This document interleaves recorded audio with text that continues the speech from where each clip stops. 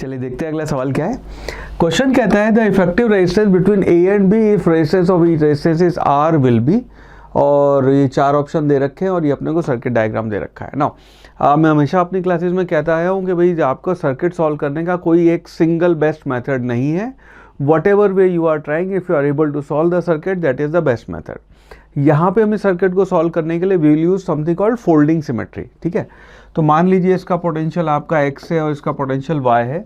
अब ए और B branch के अक्रॉस अगर देखेंगे तो ये वाला सर्किट जो है, ऊपर वाला सर्किट और नीचे वाला सर्किट एग्जैक्टली सेम है, और वो सेम है तो इसको हम यहाँ पे फोल्ड करके उसके ऊपर रख सकते हैं। रीज़न उसका हम लॉजिक देते हैं कि आपका एक्स और वाई का पोटेंशियल एग्जैक्टली सेम होगा। जितना करंट यहाँ पे आपका फ्लो कर रहा है वो ऐसे डिवाइड होके तीन पार्ट में डिवाइड होके वापस हो जाएगा, तो एक्स और वाई का पोटेंशियल आपका बराबर होगा। अगर फोल्डिंग सिमेट्री नहीं आती तो डायरेक्ट यहाँ पे व्हीटस्टोन लगा सकते हैं ऊपर वाले और नीचे वाले सर्किट के लिए। ठीक है, तो अगर हम फोल्डिंग सिमेट्री यहाँ पे यूज़ करें तो आपका सर्किट ये कुछ बन जाएगा। ये आपका ए पॉइंट है, ये आपका आर रेजिस्टेंस है, और इसको जब आप उसके ऊपर रख देंगे तो ये आपका रेजिस्टेंस बन गया आर, ये रेजिस्टेंस, ये वाला रेजिस्टेंस आर, और उसके बाद ये वाला रेजिस्टेंस आपका आर, ये बी है। ये मैंने सीधी ये ब्रांच बनाई है जिसमें आपके चार सर्किट है।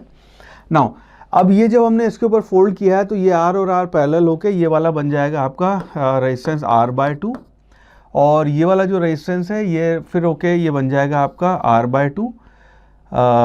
अच्छा, ये दोनों कनेक्टेड है, ये आपका बन जाएगा R/2, और ये वाला रेजिस्टेंस जो है ये आपका फिर हो जाएगा R/2। नाउ अब अगर इसको व्हीटस्टोन ब्रिज से देखोगे या फिर अदरवाइज भी, ये वाला रेजिस्टेंस आपका रोल प्ले नहीं करेगा फॉर द सिंपल रीज़न कि ये वाला जो रेजिस्टेंस है, अगर व्हीटस्टोन ब्रिज देखेंगे तो ये आपका ये दिस डिवाइडेड बाय दिस और this divided by this same है, तो ये वाला रेजिस्टेंस आपका रोल प्ले नहीं करेगा।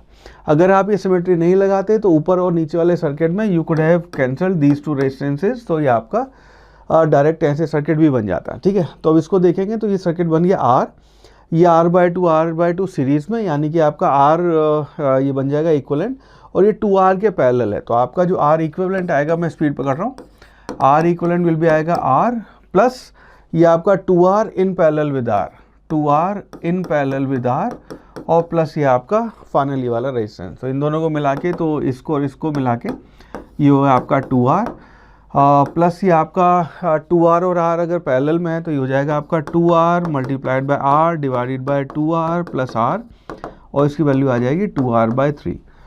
तो ये हो जाएगा आपका 2/3R। एलसीएम लेंगे तो एलसीएम आपका आ जाएगा 3, ये हो जाएगा आपका 6, ये हो जाएगा आपका 8R/3, R इक्विवेलेंट होगा। सो बेस्ड ऑन दिस हम कह सकते हैं आपका option D 8R/3 that would be the right answer.